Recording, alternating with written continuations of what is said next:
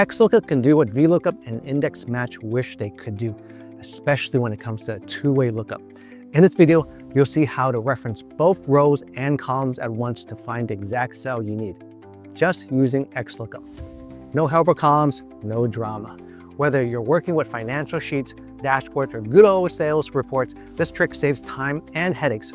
Stick around. I'll walk you through the logic, the syntax, and a real-world example that makes the concept stick.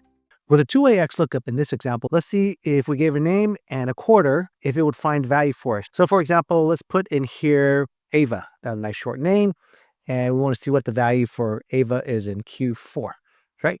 So the value for Ava in Q4, the value in Ava for Q4 is 17,359. So that's a little bit easier with a small data set. If we had a larger data set, it wouldn't be as easy. But with XLOOKUP, it's going to be easier, especially if we do a two-way XLOOKUP. So how do we do that?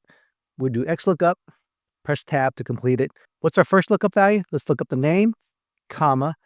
What's the array? We're going to have the list of names here, A2 to A11, comma. What's our return array? Well, this is where we're going to have a second lookup. So we're going to put XLOOKUP. Press tab to fill that out. What's our lookup value?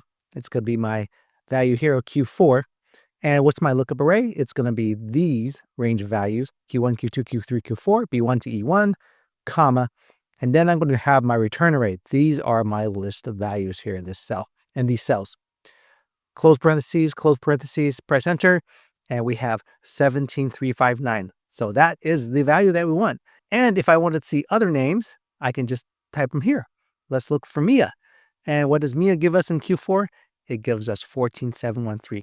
Now we can also do looking up the column first and then the row. All you need to do is change it around. So I'll do XLOOKUP, and let's look up the column first, which is our Q4 here, comma, our column range here, comma, and here we're also going to do the next XLOOKUP. Press tab to complete that.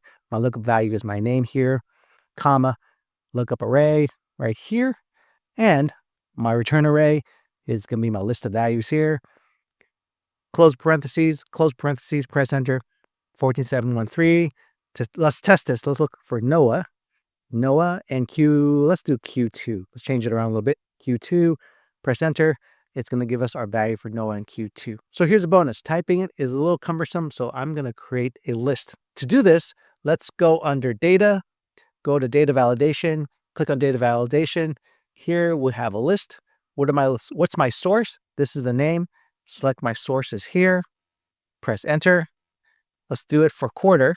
Go back to data validation, also do a list here. And my source is B1 to E1. Click OK. Now I don't need to type anything in. Let's look up Emma. Emma's here. Let's look up Emma for Q3. And we get back our value for Emma. So you can use this in a dashboard or some reporting, and it makes it easier for your stakeholders to do two-way lookups based on some data you give. That's how you make Excel do the heavy lifting with two-way lookup. If this helps simplify your workflow, let the algorithm know with a like and subscribe. Thanks for watching.